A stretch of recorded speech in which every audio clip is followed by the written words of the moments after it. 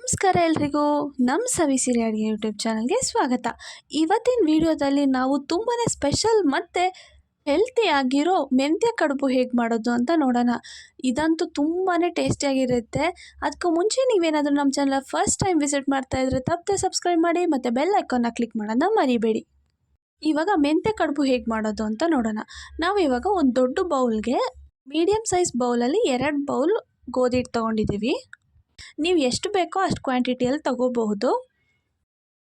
ಇವಾಗ ಒಂದು 2 ಬೌಲ್ ಗೋಧಿ ಹಿಟ್ಟು ಹಾಕ್ಕೊಂಡಾದ್ಮೇಲೆ ಇದಕ್ಕೆ ಒಂದು ಸ್ವಲ್ಪ ಉಪ್ಪು ಹಾಕ್ಕೊಳ್ತಿದ್ದೀವಿ. ರುಚಿಗೆ ಎಷ್ಟು ಬೇಕೋ ಅಷ್ಟು ನೋಡಿ ಹಾಕ್ಕೊಳ್ಳಿ. ಉಪ್ಪು ಹಾಕ್ಕೊಂಡಾದ್ಮೇಲೆ ಇದಕ್ಕೆ ಸ್ವಲ್ಪನೇ ನೀರು ಹಾಕಿ ಚಪಾತಿ ಹಿಟ್ಟಿಗಿಂತ ಸ್ವಲ್ಪ ಗಟ್ಟಿಯಾಗಿ ಕಲಿಸ್ಕೋಬೇಕು. ಇವಾಗ ನೋಡ್ತಾ ಇರ್ಬೋದು ಹಿಟ್ಟೆಲ್ಲ ಕಲಿಸ್ಕೊಂಡಿದ್ದೀವಿ. ನೆಕ್ಸ್ಟ್ ಇದಕ್ಕೆ 1 ಟೇಬಲ್ ಸ್ಪೂನಷ್ಟು ಆಯಿಲ್ ಹಾಕ್ಕೊಂಡು ಇದನ್ನ ಚೆನ್ನಾಗಿ ಕಲಿಸ್ಕೋಬೇಕು. ಇವಾಗ ಹಿಟ್ಟೆಲ್ಲ ಕಲಿಸ್ಕೊಂಡಾಗಿದೆ. ನೆಕ್ಸ್ಟು ಸ್ವಲ್ಪನೇ ಹಿಟ್ಟು ತಗೊಂಡು ಅದನ್ನ ರೋಲ್ ಮಾಡಿಕೊಂಡು ರೌಂಡ್ ಶೇಪ್ ಮಾಡ್ಕೋಬೇಕು. ನೀವು ವಿಡಿಯೋಲ್ಲಿ ನೋಡ್ತಾ ಇರ್ಬೋದು ರೌಂಡ್ ಶೇಪ್ ಮಾಡ್ಕೊಂಡಿದ್ದೀವಿ. ಮತ್ತು ಇನ್ನೊಂದನ್ನು ಅದೇ ರೀತಿ ರೋಲ್ ಮಾಡಿಕೊಂಡು ರೌಂಡ್ ಶೇಪ್ ಮಾಡ್ಕೊಳ್ತಾ ಇದ್ದೀವಿ. ಇದೇ ರೀತಿ ನಾವು ಎಲ್ಲ ಚಪಾತಿ ಹಿಟ್ಟನ್ನು ಕೂಡ ಮಾಡ್ಕೋಬೇಕು. ಇವಾಗ ಎಲ್ಲದನ್ನು ಮಾಡಿ ಆಗಿದೆ. ನೆಕ್ಸ್ಟ್ ಇವಾಗ ನಾವು ಒಂದು ಪಾತ್ರೆ ತಗೊಂಡಿದ್ದೀವಿ. ಈ ಪಾತ್ರೆಗೆ ನಾವು ಒಂದು 2 ಗ್ಲಾಸಷ್ಟು ನೀರು ಹಾಕ್ಕೊಳ್ತಿದ್ದೀವಿ. ನೀರು ಹಾಕ್ಕೊಂಡಾದ್ಮೇಲೆ ಇದು ಸ್ವಲ್ಪ ಚೆನ್ನಾಗಿ ಕುದಿಬೇಕು. ಇನ್ನು ನೋಡ್ತಾ ಇರ್ಬೋದು ಇವಾಗ ನೀರೆಲ್ಲ ಕುದೀತಿದೆ. ಇವಾಗ ನಾವು ಚಪಾತಿ ಹಿಟ್ಟನ್ನೆಲ್ಲ ರೋಲ್ ಮಾಡಿ ಇಟ್ಕೊಂಡಿದ್ವಲ್ಲ ಅದನ್ನು ಹಾಕ್ಕೊಳ್ತಿದ್ದೀವಿ. ಇವಾಗ ಇದು ಒಂದು 10 ರಿಂದ 12 ನಿಮಿಷ ಬೇಯಿಸ್ಕೋಬೇಕು. ಅದಾದಮೇಲೆ ಇದನ್ನು ಅವಾಗವಾಗ ಮಿಕ್ಸ್ ಮಾಡ್ತಾ ಇರಬೇಕು, ಇಲ್ಲ ಅಂತಂದರೆ ತಳ ಹಿಡಿಯುತ್ತೆ.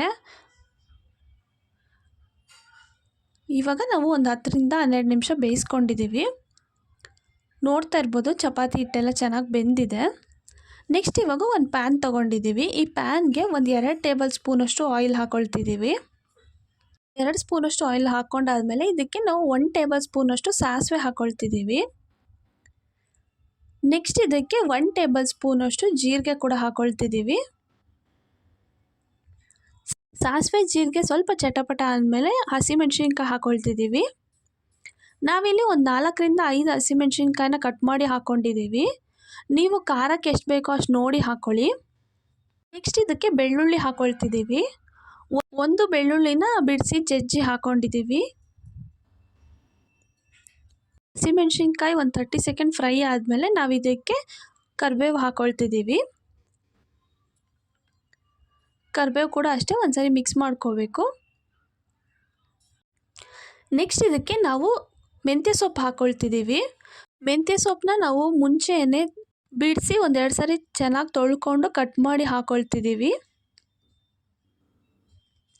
ಇವಾಗ ಮೆಂತ್ಯ ಸೊಪ್ಪನ್ನು ಕೂಡ ಒಂದು 2 ರಿಂದ 3 ನಿಮಿಷ ಚೆನ್ನಾಗಿ ಬೇಯಿಸ್ಕೋಬೇಕು.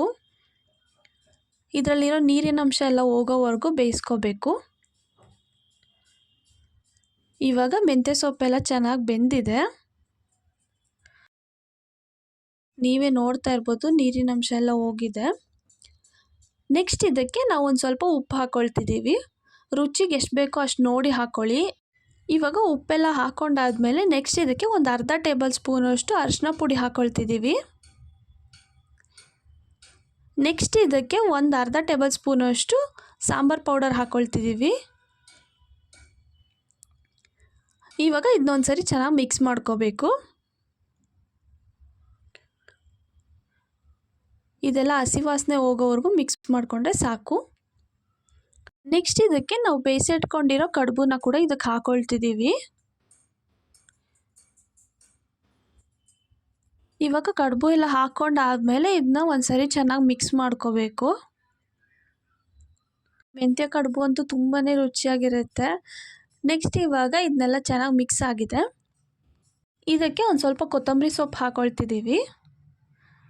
ನೆಕ್ಸ್ಟ್ ಇದಕ್ಕೆ ಒಂದು ಅರ್ಧ ಬಟ್ಲಷ್ಟು ಕಾಯಿ ತುರಿ ಹಾಕ್ಕೊಳ್ತಿದ್ದೀವಿ. ಇವಾಗ ಇದನ್ನೆಲ್ಲ ಒಂದ್ಸರಿ ಚೆನ್ನಾಗಿ ಮಿಕ್ಸ್ ಮಾಡ್ಕೋಬೇಕು. ಇವಾಗ ಇದನ್ನೆಲ್ಲ ಚೆನ್ನಾಗಿ ಮಿಕ್ಸ್ ಮಾಡಿಕೊಂಡ್ರೆ ಆಯಿತು, ಮೆಂತ್ಯ ಕಡುಬು ರೆಡಿ ಆಗುತ್ತೆ. ಈ ಮೆಂತ್ಯ ಕಡುಬು ಅಂತೂ ತುಂಬಾ ರುಚಿಯಾಗಿರುತ್ತೆ ಮತ್ತು ಹೆಲ್ತಿ ಕೂಡ. ನೀವೇ ನೋಡ್ತಾ ಇರ್ಬೋದು ಮೆಂತ್ಯ ಕಡುಬು ಎಷ್ಟು ಚೆನ್ನಾಗಾಗಿದೆ ಅಂತ. ನೀವು ಕೂಡ ಇದನ್ನ ಡೆಫಿನೆಟಾಗಿ ಟ್ರೈ ಮಾಡಿ ಮತ್ತು ಹೇಗೆ ಬಂತು ಅಂತ ಕಮೆಂಟ್ ಸೆಕ್ಷನಲ್ಲಿ ತಿಳಿಸೋದನ್ನ ಮಾತ್ರ ಮರಿಬೇಡಿ. ನಿಮ್ಗೇನಾದರೂ ಈ ವಿಡಿಯೋ ಇಷ್ಟ ಆಗಿದ್ರೆ ಲೈಕ್ ಮಾಡಿ, ಶೇರ್ ಮಾಡಿ, ಸಬ್ಸ್ಕ್ರೈಬ್ ಮಾಡೋದನ್ನ ಮರಿಬೇಡಿ. Thank you for watching.